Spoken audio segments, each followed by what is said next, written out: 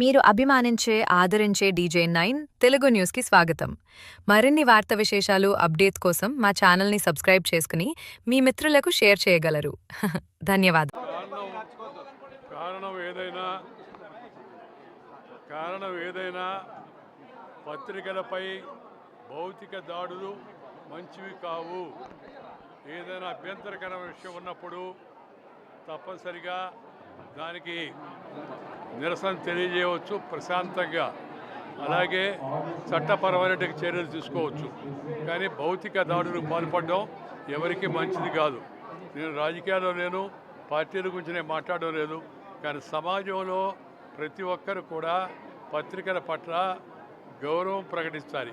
పత్రికల్లో ఏదన్నా అసత్యమైన వార్త వస్తే లేదా ఏదన్నా మనల్ని అవమానపరిచే వ్యాఖ్యలు వచ్చినప్పుడు వాటిని తప్పనిసరిగా ఖండించే అధికారం మనకి ప్రజాస్వామ్యంలో ఉంది. ఖండించడం శాంతియుతంగా, నిరసన శాంతియుతంగా ఉండాలే కానీ భౌతిక దాడులకు పాల్పడే ప్రయత్నం ఎవరు కూడా చేయవద్దని చెప్పని నేను కోరుతున్నాను.